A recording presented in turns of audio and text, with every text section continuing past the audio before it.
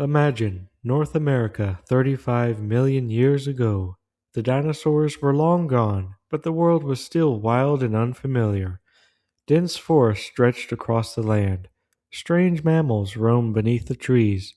And then you hear it, heavy footsteps, branches snapping, and out of the forest emerges a massive herd of giants. This is Megacerops, one of the most powerful mammals of the late Eocene.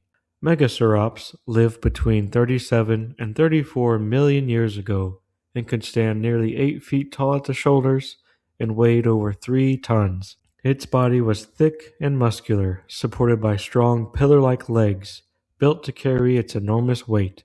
It wasn't fast, but it didn't have to be. At first glance, Megacerops looked like a rhino. It had a huge skull and blunt, Y-shaped horns on its snout, but surprisingly, it wasn't a rhino at all.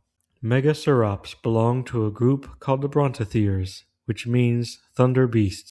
These were large, plant-eating mammals that were part of the odd-toed ungulates, the same larger group that includes modern-day horses. But brontotheres were their own unique branch, and Megacerops was one of the biggest. Only 20 million years before this creature existed, its ancestors were only the size of a Labrador retriever. Its horns are what made it truly stand out. Unlike rhino horns made of keratin, Megacerops horns were solid bone and likely covered in thick skin. Scientists believe males use them to battle one another, possibly clashing head-to-head in dramatic fights for dominance or mates. Imagine 2 3-ton animals slamming together in a prehistoric forest. That's probably how they earned the name thunder beasts. Megacerops was a herbivore, feeding mostly on leaves, shrubs, and soft vegetation. Its teeth were low-crowned, meaning it was built for browsing in forests, not grazing on tough grasses. And during the Eocene, North America was warm and heavily forested, the perfect environment for a giant browser like this. But the world was changing. Around 34 million years ago, the Earth was morphing into something else. The forest began to shrink, grasslands slowly spread, and ecosystems shifted. Animals that could adapt survive, and others didn't.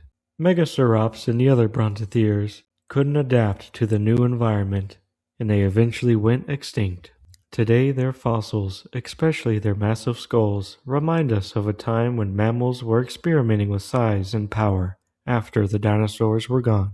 Megacerops may not be as famous as a T-Rex or saber-toothed tigers, but in its time it was a true marvel.